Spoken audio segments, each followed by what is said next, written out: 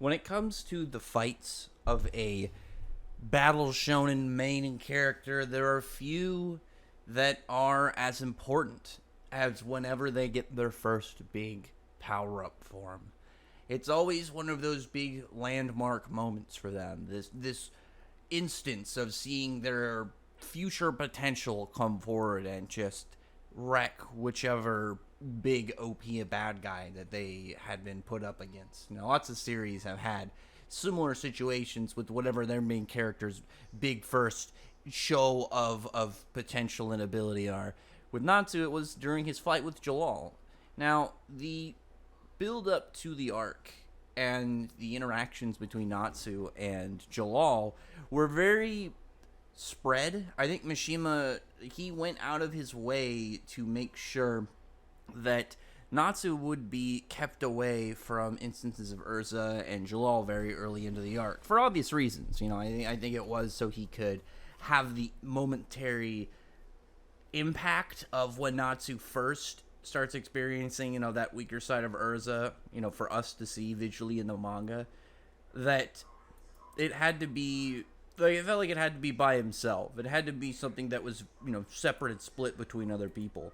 Because when you compare Natsu's position to other members of the main cast within the story, in terms of their role in each arc, in the very earliest parts of the story, especially going up, in part 1, Natsu didn't have that, you're gonna find out my backstory and this is gonna be an arc about my past or whatever. Early on, we got through pretty much everybody else before we got to Natsu. We even found out more about Wendy before we got really to anything in depth of Natsu's backstory. So, in a lot of ways, it's obviously important because Natsu was used as a response piece, interacting with all these characters in the main cast as we see, the in-depths of their backstory. We find out more about them and how they're connected in whatever that plot of the arc in question was. Natsu was not in that position. It was more of his direct, again, response to whatever was happening. In Phantom Lord, it was with Lucy and her dad. In Galuna Island, had to do with Gray. With Tower of Heaven, obviously, it was Urza.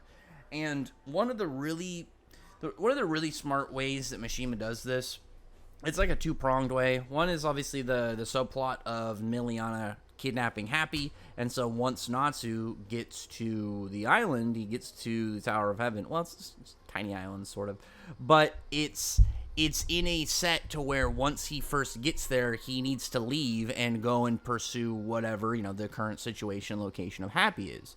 So once you look at that, it's like, okay, well, bam, something to get Natsu right out of the situation, get him pretty much just zooped out of the room and leave it just with Urza, Lucy, Juvia, and Gray. And this is one of the things I think was very, very smart from Mishima because of how this is presented in general. It's not just, oh yeah, she's upset and there's, some people just being like, oh man, shit, I can't believe Urza's all bummed out. No.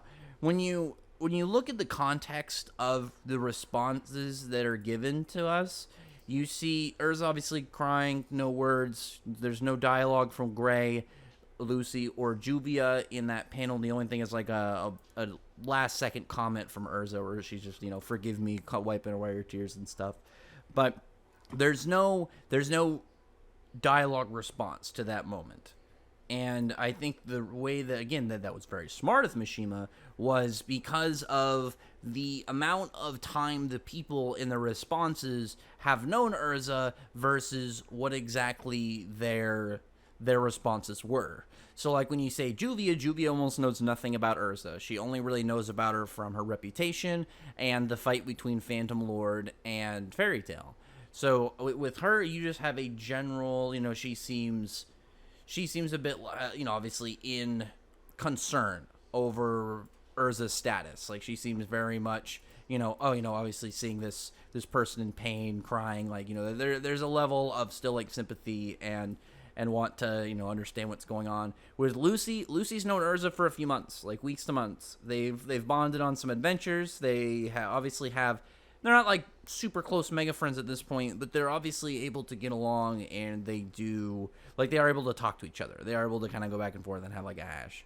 So once you see Lucy, just has the sweat drop because for her this is something very strange, but like she doesn't know Urza in depth enough to really know like how uncommon this is. It's just the first time she's seeing it, but I would imagine for her she's not as much going to feel as an out of place moment because she hasn't known Urza nearly as long. Whereas Gray is having just a very like a very obvious like emphasis on the expression, and even like him, you know, putting his hand on his chest, like an actual physical motion kind of response. Like he can't just stand there. He obviously has to have enough of a reaction that it makes him uncomfortable in some way, or just causes his body to have to kind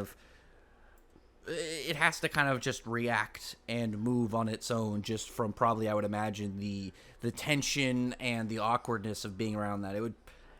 It would probably, I would assume, like, not just in, like, you know, with Natsu, because it had to do more with, like, the seriousness of it for Gray, where Jellal's not involved and you're just seeing Urza in this state. It'd probably be really difficult, just because it's, like, you know, this older sister type character you never really see cry outside of a handful of situations that are, like, really obviously deep, like, emotional, like, at her core parts. And on top of that, like, he probably hasn't seen, like, anything at this point for, like, Urza crying for years, because the only other time is when we saw her in the flashback that we know for sure that Gray had seen of, like, a sad Urza, not, like, any form of joyous tears.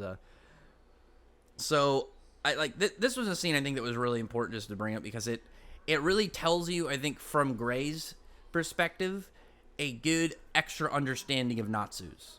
Because with Natsu wasn't, like, Natsu didn't have a long-standing history with Jellal. There was not a, oh yeah, we've met in these other arcs, we have a history together, you know, you almost got me this last time, tricked me, whatever kind of, like, ideas of where their relationship could have been. Instead, it's more of how Urza is acting different around Jellal because of, obviously, their past and their history in the context of what's going on. Because Natsu's thing wasn't about, like, anything directly about the guild or what Jellal was doing in the tower or enslaving people. It had to do with, because of him, that Urza was acting so different. And obviously that has a lot to do with, like, Urza at her core, because we know, like, obviously way back when Urza was, like, you know, still a slave, she didn't really seem to have as much confidence and courage as she does now, and then later got it. You know, her thing that motivated her was getting and saving Jellal, because Jellal was, you know, this guy that she was in love with. And I would assume at the time, because, like, we don't get anything going deeply into depth of it, but, like, I would assume that it'd be one of those things where she extensively will go through extra leaps for Jellal, because I would assume that at the time where she was a kid, Jellal was probably the thing that brought her the most joy in just existence. Like, you know, just this person to kind of keep her spirits going, similar to what I would assume that she was to Simon, as just like this driving force that, you know, was able to get them from, keep them from giving up, or just like giving in fully into these slavers. But at that point, like I said, it's way more family personal than business with the guild, or, you know, set to Natsu's own, just him. It has way more to do with how, because of Jellal, Urza isn't acting herself, anymore. She's not acting like how she normally would. So that was what Natsu's big entire reason was. Because it's very strange when you really think about how much Natsu had it out for Jellal, how much he just did not want him to be around. He did not, like, he wanted ready to fight him on sight in the Wrath on Zaysarg. But it's one without a lot of, again, direct connection build up between them. It's more of just because, obviously, of how he can just see how this guy being around him, like, does this to Urza, is just at his core. You know, it's something that really sets him at, like, the deepest parts of him, is, like, you know, this thing that is altering and making somebody that, you know, you see as strong and valiant and stoic as, you know, weak and feeble and scared. And it's just one of those things that's like, you wouldn't want to see them that way at all. Like, I would assume, it'd be one of those things that's like seeing one of your. It's not one of Natsu's heroes, but obviously, like with the S classes, he still had a degree. He looked up to them. There was still that whole obviously wanting to overtake them. So seeing somebody that he had as like an eventual goal to overtake, and somebody that he had respect for, and obviously saw their level of strength and their capabilities, seeing them be weak and incapable is probably something that just really hurts the image. But on top of that, obviously, Urza from a personal standpoint, again, this is somebody that Natsu pretty much has as like his older sister. Seeing her like that is just going to drive a stake right into his core and just drive out what I would say more of like a primal anger, because it doesn't need a lot of stuff set up for the reader to be like, yeah, I can understand why you have instant beef with this guy. It's you're able just to connect, obviously, like the way that he sees Urza, the way that Urza is now, and the way that obviously this is completely warped and different from what he's used to. But in the fight itself, the fight is not as crazy and long as probably you think for a lot of like other like big fights for like the main character power-ups, because like usually once they get the power-up, it's like they're gonna steal more from there, but a lot of them have more like a lengthier time building up to it. There's only a couple chapters during the fight for Natsu and Jellal. I think it starts at 96 and then ends at I think 99. I think 98. I think 98 is where he punches him. You get the whole sick Dragon Force panel. So yeah, only about 3 chapters in length, and the last one is a curb stomp chapter. So when we look at like just the general bits, this is one of the things we'll just talk about when we get to the actual just straight set fights, because I wanted to talk a lot about of the build up, because I think the build up was very important to this one, because it's not like talking about it's not talking about say like Zeref, where Zeref with Natsu had obviously this long way of story that like where their stories and characters intertwine and intersect, whereas with Jellal at this point there's relatively nothing. It's just the stuff with Urza that is just instantly able to put Natsu at that rage point. So once we see obviously the fight open up and get to that point, we can actually talk about more of the choreography and more of like the abilities and stuff, because it starts out Natsu just goes in for like normal attacks. He's going in just for some general straightforward attacks, as he would. This is very early Natsu. He doesn't even have the ability to burn magic yet. He has no upped forms. It's literally just he has fire and melee combat. Nothing additional. The only thing really that he has is like his ability to eat fire, and then I guess like Dragon Slayer, just extreme durability. But he's like, goes for some really sweet just general moves on Jellal. I always really like seeing when Mishima is just showing the versatility of his movement, because Natsu's not like Haru, where Haru doesn't have the same movement as like Shiki, but it's like he has more of where he can set stuff up, like in a scenario like while he gets into an attack, say with like Jellal wouldn't have had like room to get a swing out, he can swift into like Mel Force and then push either himself or Jellal to reposition, or he has still Fairy on, he's got other ability and stuff, or like Shiki, who obviously because of anti-gravity he can just move whatever direction he wants.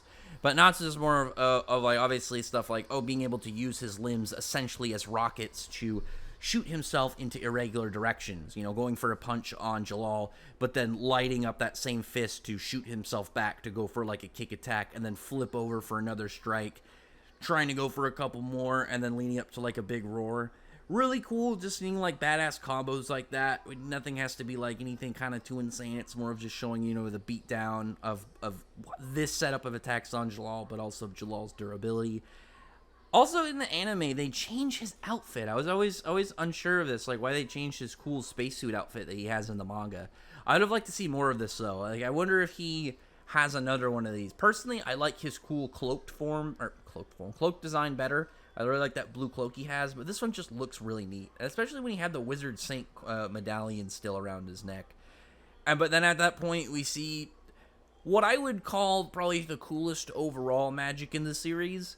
Dragon Slaying magic is badass. It's probably my favorite, just because I love that it's basic in how the general description of it is and how it works, but because of how many types of dragons there are, it has such a wide spread of different ways that it can benefit the user, but it also has a lot of the same kind of streamlined things, like stuff like Dragon Force, and obviously their general dragon attacks, but they'll have their own general perks and stuff. It's just something neat I always like.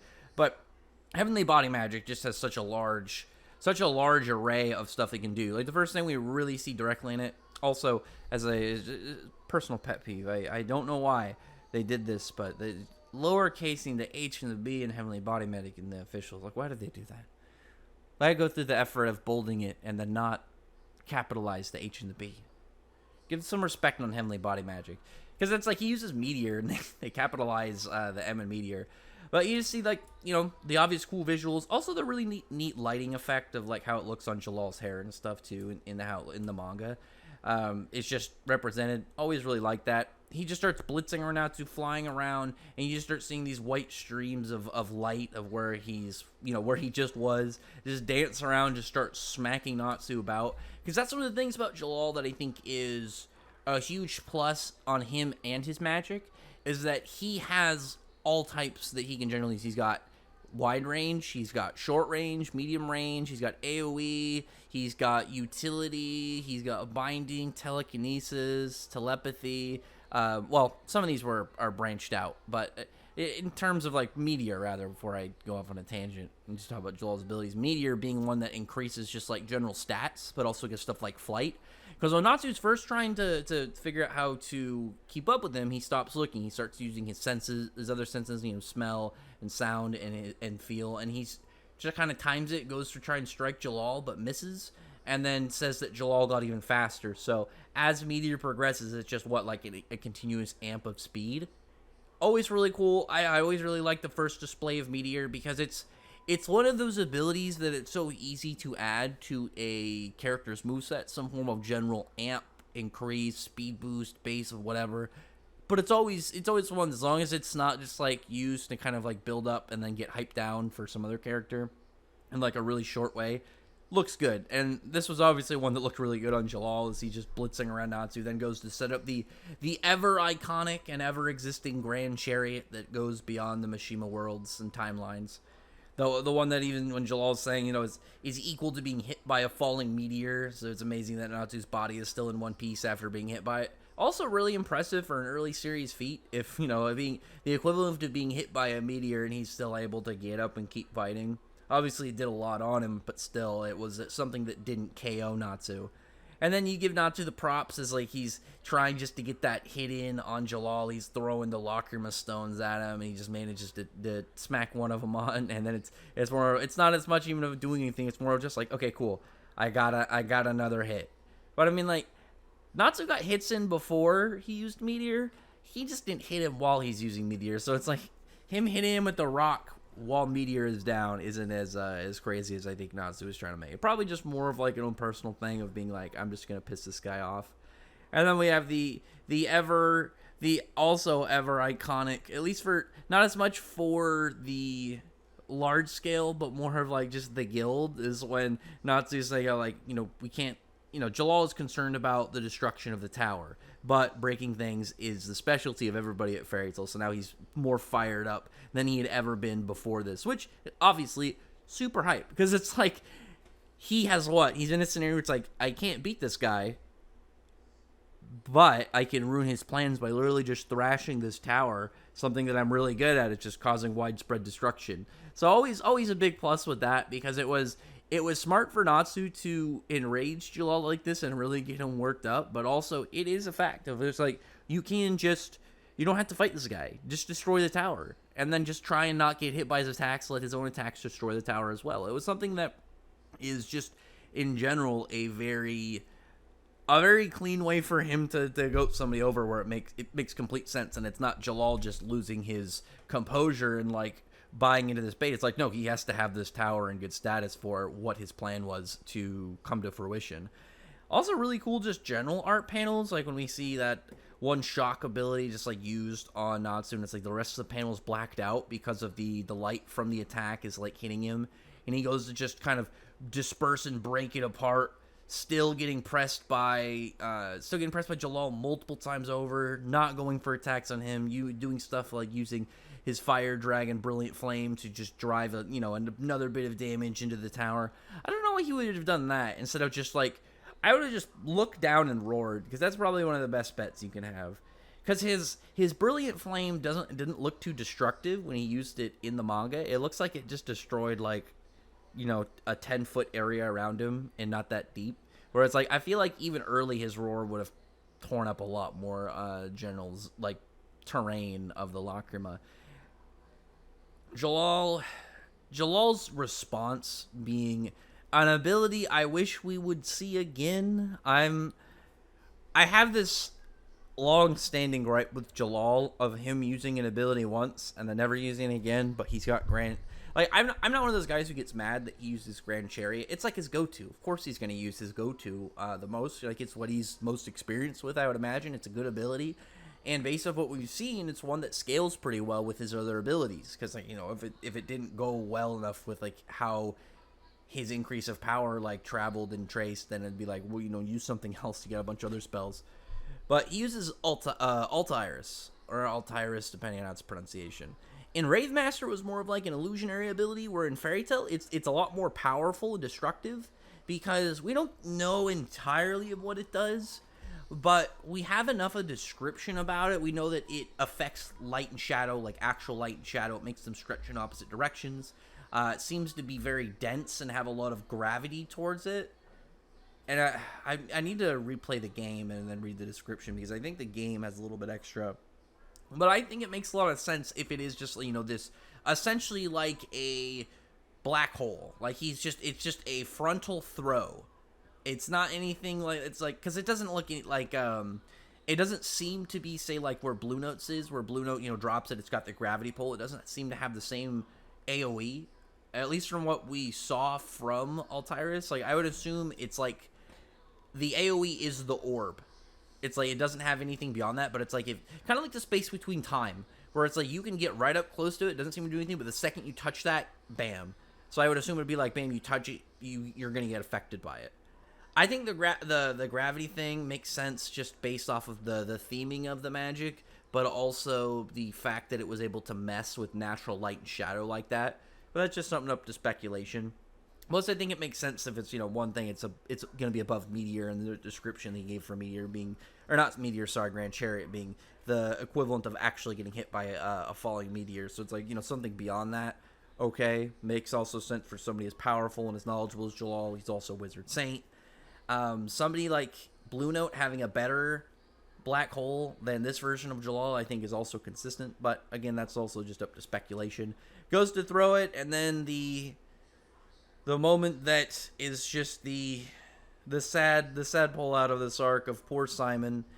Simon is a neat character. I always really liked him. I wish he had a cooler power, because like his whole ability just to make it really dark for everybody, good. But I imagine that like it's not gonna be that good the second you run into somebody just with AOE or like another broken ability.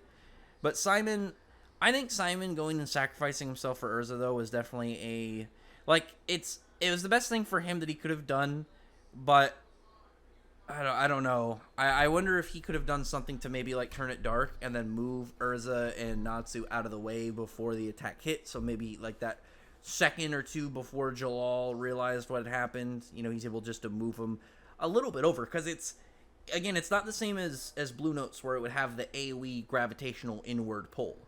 Assuming it just is, the orb, like I said, it would be a frontal throw. So as long as you're able to move, again, what is it? It looks maybe 10 feet wide, at least gauging off of Urza, 10, 12 feet or something. So realistically, if you did a good enough like jump, roll, and leap, you probably could dodge out of the way of it in time, as long as, you're fast enough to react and move in response to it. But that being obviously what sent Urza over that last like little breaking point, what really kind of just crushed her and put her into a state of sadness and misery that Natsu was not able to stand around and just tolerate, going through the risk of eating Etherion. And this is something also that I think a lot of fans don't remember the ruling for Dragon Slayers, because it's not that they can't eat another element, it's that they shouldn't. Natsu isn't incapable of eating something outside of fire, it's just something that is not good for him to do. It's not good for his body. That's why it can be poisonous, as we see initially, as he's like choking and it's hurting him very clearly. You see like veins popping and he's throwing up and spitting out, rolling on the ground in agony. And then later he will just continuously pass out at completely unprecedented moments. Just bam, done. It's just not good for his body to process. So it's not going to have the best it's not going to have the best reaction in response to it. It's going to just try at the best it can to get through it, and it does, like, to the best it can. Like I said, it does have some aggressive reactions and impacts later, but during this point is where we see Natsu go into Dragon Force for the first time, which is also really important, because this is the first time, again, we see this power. This is, as Dragon Force is, the final stage of a Dragon Slayer's abilities, and by that, it's not the same as, like, these scales he gets where it's mostly just some on his forehead and his eyes, that it's, going to be the peak of his power. It's more of Dragon Force, because of the way that it works off of your base, it's going to keep escalating and progressing as it goes. This being the first time we see it, pretty much the weakest point of Natsu's Dragon Force occurrences. So this being pretty much the weakest out of this powerful form that he would eventually gain was really hype to see. Because it was one of the things we knew about dragon slaying magic. We knew, obviously, the hype and the power and the lore from what we were presented of dragons, and the mega destructive capabilities of dragon slaying magic. We only had the two up to this point, but we never really saw what presented the whole mega talk around dragon slaying magic. We never saw a point where a dragon slayer was at that, like, point where they seemed just as a monster in the series. I'm not going to talk about, like, where Dragon Force Natsu was in terms of power levels and stuff at the time, since there were characters like the Spriggans and the Dragon Gods and stuff who already existed. We just hadn't gotten to them at that point yet. But Natsu was, from the characters that we had seen, a monster. At this point in the story, you could easily make an argument that this version of Natsu would beat everybody. Because the strongest people otherwise were like Josei and Makarov. I think you could easily make an argument from just up to this point in the series that Natsu would have been able to steamroll him after seeing him just demolish Jellal. We don't know where this version of Jellal and Makarov at the time compared to each other, but I think there should be enough of a display to know that Natsu, who is able just to completely run him over, would be able to do the same thing with Makarov. But, we see, again, follow-up stuff like with Meteor, and this is stuff that I always really like. I like it when you have an example of where they were before and after a increase in power and a display of said, levels of power. For instance, in this one, we get Meteor, and for the next one, we get Dark Capriccio with 0, whereas, like, Natsu before Dragon Force took all his power to punch one and just stop it, where, was shredding his arms, and then here, we have Meteor, where Meteor was just blitzing him, and he couldn't do anything to keep up with him. And then, with Dragon Force, not only is he fast enough to blitz Jellal with Meteor, currently equipped, but he does it from afar. Like, Jellal gets a head start getting away, and Natsu just jumps and blitzes right into him, and just completely shows that he is superior in pretty much every single category except for probably moveset. Just because, even at this point, like, he's got a handful of Fire Dragon moves, whereas, like, Jellal probably has more in just Heavenly Body magic, not counting his other magics. I also love the dialogue for this fight. This is something I didn't go too much into and just to kind of talk about it, because I wanted to wait until we got towards certain parts of it. But, like, when we get the back and forth of Natsu and Jellal, especially once Jellal, like the peak of that is once Natsu blitzes him in Meteor, and then you see him get pushed up in the air, and then he starts talking about he's the chosen one, selected by Zeref to create a land of true freedom. Only he can feel him, so he needs to do this for everybody. And then, Natsu's saying, like, you're only trying to do that by stealing freedom away from everybody else. And Jellal's stuff about how, only someone with the will to change the world can alter history. Which, there are things about that are true. If there are events that, seem to be repeating history, and people are just seemingly willingly allowing that to transpire, I think that makes a lot of sense for somebody who's like, I have the will to not let that happen, and if he can contribute and do enough to accomplish that level, I think that's fine. And I always really liked that too about Jellal, because even though he clearly was a bad guy, there were degrees in his reasoning you could see that from where he came from that he was righteous. Because he's not one of these characters that are like at this point where he's like really gray. I think in Jallal's mind he would be like a more of a gray character where it's like very clearly he's more evil. I don't think he's more like Hades, where Hades is more in that kind of gray area, because Hades is trying to do something that he believed was for the better of the world, and much less of a kind of like crazed lunatic way that like Jellal was, because Jellal definitely had way more of a crazed cultist setup, where Hades seemed more like he was the shepherd, kind of, he wanted to help usher in this true state of the world, the way that the world was supposed to be, in the way that the world should have stayed. Like there are degrees, or Faust, because Faust is definitely gray, like, cause he can't even really say gray, because from his perspective he was doing the right thing for his kingdom. But up comes Abyss Break, another one we never really see. The only time we actually have seen Abyss Break, I believe, is in the games. I don't think we've ever had any other form of instance of Abyss Break being completed in the manga or the anime, movies, extra novels, or anything like that. Every time I think we've ever had it mentioned, it's not completed. Which, I mean, I wish we would get a point where we just see it. I just want to see the attack. It doesn't have to have some crazy explanation. I would love to just see Abyss Break. You see like this really cool visual, and then a bunch of plateaus and cliffs are gone, and there's just a gorge, and it's just this big empty area with, like, I don't know, weird ominous mist coming out of it from the spell, something like that. And then like I always gotta figure out how, like, one, I'm gonna words it better and stop saying just like. And then towards the later portions of the fight, I think this is something that is surprisingly never really talked about, is when Jellal is getting ready to use Abyss Break, and the cut that he took from Urza earlier in the fight causes him to take a little bit of recoil damage, and then it messes with his magic circle. It doesn't beat Jellal, but it's enough just to kind of mess him up in that second that Natsu is able just to burst in and go and attack. I'm surprised. I've never really heard anybody upset about that, because it seemed like one of those things where the damage was right at a good time. But I think it was just Natsu needed any form of like solid opening. So even a couple seconds of any kind would have really been enough. But I also don't think Natsu would have entirely needed it. I personally think, this is just off of speculation, but I think it makes a lot of sense. I think if Jellal went to go cast it, and he, got the spell up, I think Natsu at this state could have met with it and overtaken it and destroyed it. Because Natsu wasn't super worn down at the end of the fight. Like, he does his badass line where he's like, no one, you're never going to get true freedom, Jellal. No one who's ever controlled by ghosts will ever really find freedom. Free yourself first.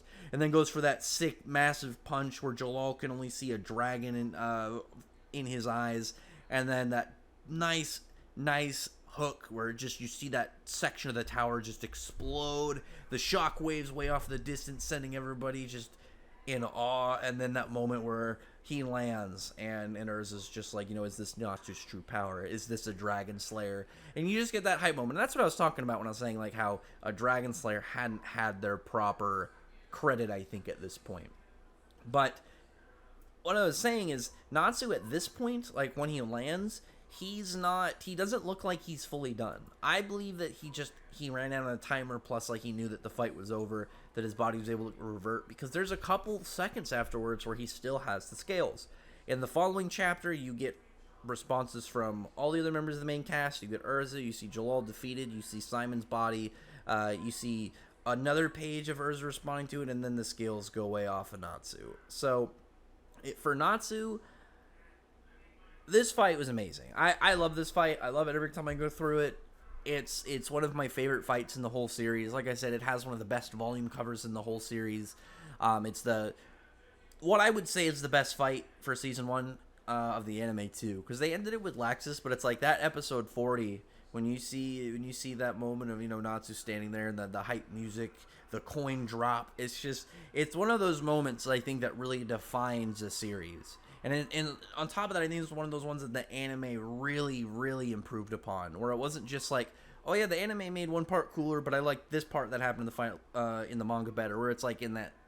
I don't think there was really anything other than like you could say the art for the manga being better than the anime. It's like kind of like how like where the Zero fight is, where it's like they just improve on everything. So, like I said, this fight to me, amazing. I know most people love this fight. Most people that have read this series really like Jellal as an antagonist. I assume most people really like seeing, Natsu going to Dragon Force for the first time. That massive display of power again, the Dragon Slayer hype moments. And then just what would be the end of Natsu's biggest fight at this point in the series. Because with Gajil, it was that fight where he had really met like a good equal. Because I think personally that Natsu and Gajil at the point of Phantom Lord, Natsu was a little bit stronger, but obviously like his stuff going up until the fight with Gajil had worn him down a little bit, taking some damage, and then Gajil was able to get metal, replenish easier. But Natsu at that point in the arc, I think in the story rather, was his equal fight. Up until then, he's fighting characters that were pushing him more and becoming more of an obstacle, characters that weren't as much of a fight but had harder abilities to get around. Whereas Jellal was his first big boss battle, where it was like this, it was this massive overarching enemy that was going to take obviously everything and more to defeat. Because Gajil didn't have that. Gajil was obviously going to be a 1v1 fight with Natsu. Like, unless Natsu was going to fight Josei in this arc, he wasn't going to have one of those in Phantom Lord. Whereas he had that here. He had that with Jellal. He had a massive battle with who was, at this point, one of the strongest characters in the series. When we had Jellal here, the only character, again, that you could directly say stronger without just, like, speculation of stuff like Igneal and whatnot, would be Makarov. And like it's like when you really think about like that being near the top at that point, and you think where Jellal was at this point in the story, and where Natsu was by steamrolling him once he went to Dragon Force, it really just sets a tone. It sets a tone for the future, and to where the enemies are going to be at strength-wise, where Natsu's going to be at strength-wise, where his potential and his power is, and what his capabilities sit at for the future. Again, I think that there were so many things going into this fight that really made it an amazing first fight. The arts, the choreography, the setup, and the tension between the characters, the payout of it, not just from, again, the follow-up of the fight, but Natsu stuff with Jellal, and then later ended up just evolving his character to this point where he's like now understanding of like enemies of their potential path for redemption, people who used to be bad that are now just trying to live their best life, to do better, to help others. We saw that with Mercephobia too. Natsu understands that now because of Jellal. So I couldn't see anybody really disliking this fight. I don't really know many people that have disliked Jellal. I don't really see much to, see negatively in this battle, other than it was short, I would say. Because there are fights where, you can look at certain areas and obviously directly improve upon them, and I can only see this one really being better if it was a little bit longer. And not just in, I would say, like Natsu, but more of like just in showing a little bit more of Jellal. So, thumbs up always to this one, always hype. I definitely want to hear other people's opinions on this. I'm gonna get some more fights more often, but this was one I really wanted to go over just because it was one of the ones that really set my opinion on the series. It obviously set my vision of Natsu and some of the future battles and what they would be like, and where he was going to be, the enemies that were going to be sitting on the horizon, and like the level that he was going to have to eventually climb up to in order to take them on. So, as it were, amazing fight, love it. Like, Jellal is one of my favorite characters. Natsu is obviously one of my favorite characters. We got such good in-depth looks at all of them, as well as like the stuff with Urza, and obviously seeing more in depth and more of the fragile sides to Urza. What happened with Simon? Everything in that fight just really wrapped around, I think, perfectly. I don't really think that it could have went any better, other than just like making the fight a little bit cooler. But that's more of like a superficial kind of like improvement, rather than something that just directly improves the overall core of what we got. But anyway, other than that, comment below, tell me your thoughts are about this and what your thoughts are about this fight, because I don't really see again like how it could have gone in any other direction that could have made it better, or what people could really look at this as honestly that much of a negative. Because Jellal, and I'll give a quick ending example. A character that is used to boost up the main character in a similar scenario, but is somebody that we don't care about afterwards. One would be someone like Ladros from Black Clover for the first time that Asta got his black form, or Overhaul in My Hero for when Deku got that infinite state with Eri. A little bit different because Overhaul had a little bit of a fandom, but it's like that was only building up for that. After that point, gone. Whereas with Jellal was a very frequent repeating character. On top of that, he wasn't one that like got power crept that overtaken to where he was fodder. He had always stayed relevant. So it's like his strength, position, his role in the story, like this point doesn't, like, none of this really dies out, because even Simon's plot line does stuff with Kagura. So everything in this evolves further in the story. Everything here is valuable. Everything in here has a degree of further carry on for events in the story and for the characters involved in them. I think that's, fantastic. The events here pretty much set like the tone for Jellal's life going forward for almost 10 years. But anyway, like I said, comment below, tell me your thoughts about this are, and I'd really like to hear everyone's thoughts in the comments. I'm rambling at this point just because like I don't want to keep going too long because it's already like 40 something minutes. But yeah, comment below, tell me what your thoughts are about this. Tell me your thoughts were the first time you went through this. Like, how many times have you watched through that scene in the anime? Like, how many times have you just seen that coin drop and then just Natsu slam down Urza on looking, and she mentions the power of him as a dragon slayer. Outside of that, subscribe if you haven't. Check out my other videos. Thumbs up this one, and if you if it was entertaining enough. I'm gonna try and, like I said, get to more of these videos more frequently. And until then, I appreciate it if you already subscribed, and thank everyone for listening. Bye.